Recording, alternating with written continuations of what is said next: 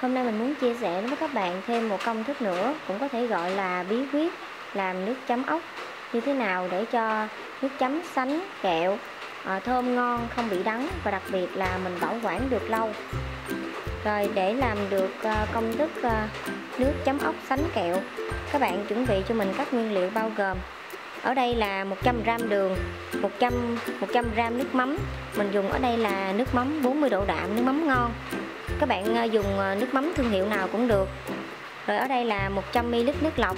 Mình làm theo tỷ lệ là 1:1:1. Rồi ở đây là nước cốt me là 25g. Tiếp theo nữa đó là 40g gừng, 30g tỏi, 30g ớt sừng. Ớt sừng thì không cay, chỉ hơi the the thôi.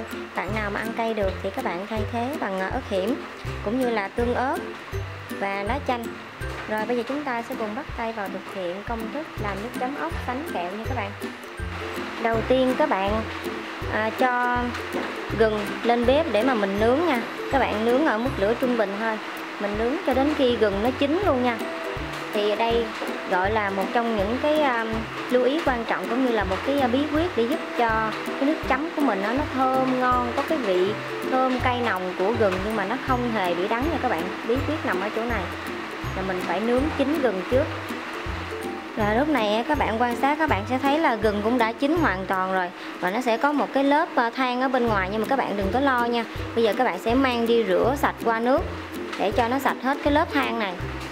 Rồi bây giờ mình cho gừng, sau khi mình đã rửa qua nước, loại bỏ hết cái lớp than, mình cho vào cối. Rồi tỏi thì mình cũng cho vào đây một nửa, ớt mình cũng cho vào đây một nửa ớt, và tỏi còn lại thì mình sẽ đi băm nhuyễn nha.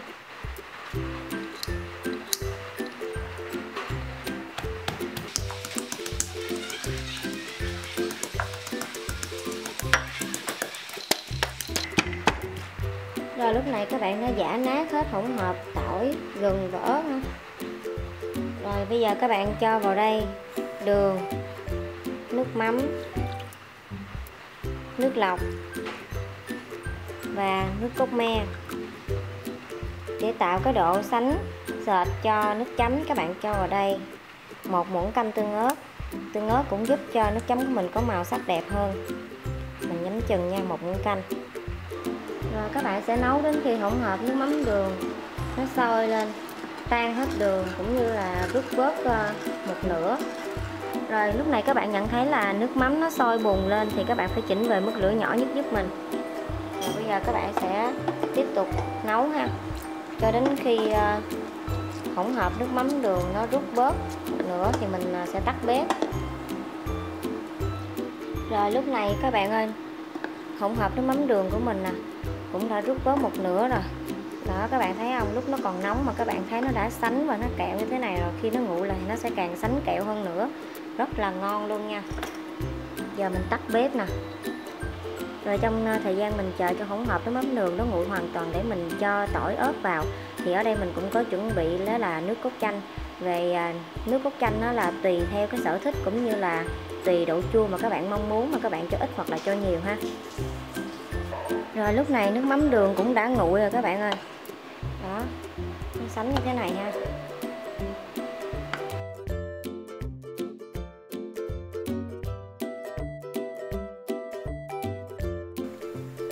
Rồi bây giờ các bạn sẽ cho hỗn hợp gừng, tỏi, ớt. Đó, mình đã giã nát, bây giờ các bạn cho vào. Nước chấm ốc này là bao sánh kẹo luôn nha các bạn. Bảo đảm các bạn ăn một lần là ghiền luôn á. Rồi bây giờ mình mới cho nước cốt chanh vào nha. Độ chua tùy thích. Giờ mình cho vào đây là 2 muỗng canh nước cốt chanh. Rồi giờ mình khuấy đều lên một lần nữa.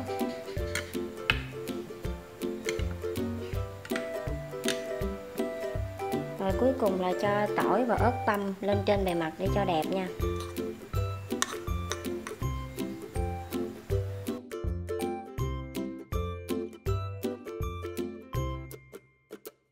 Tuyệt vời các bạn ơi.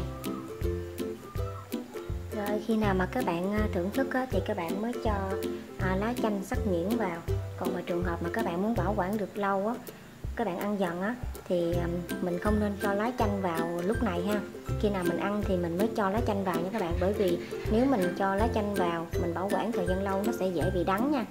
Nhưng mà hôm nay mình làm để mình ăn liền cho nên là mình sẽ cho lá chanh vào luôn. Lá chanh các bạn sắc nhuyễn giúp mình. Rồi như vậy là chúng ta đã hoàn thành xong công thức làm nước chấm ốc sánh kẹo, bảo quản được lâu, không lo bị đắng, và đặc biệt là có cái vị chua chua, ngọt ngọt, mặn mặn. Tất cả những cái gia vị nó hòa quyện lại với nhau, giúp cho cái món ăn của mình càng ngon hơn, ngon miệng hơn. Rồi nếu như các bạn cảm thấy yêu thích, đừng quên like và đăng ký kênh ủng hộ cho mình, cũng như là chia sẻ cho thật nhiều bạn bè để biết thêm một công thức nữa về cách làm món nước sốt chấm ốc sánh kẹo này nha các bạn. Cảm ơn tất cả các bạn đã theo dõi. Hẹn gặp lại. Bye bye. Mình sẽ múc lên cho các bạn xem cái độ sánh sệt của nước chấm. Rất là ngon luôn. Đó. Ngon quá các bạn ha. Cái này mà chấm ốc nữa thì còn gì bằng.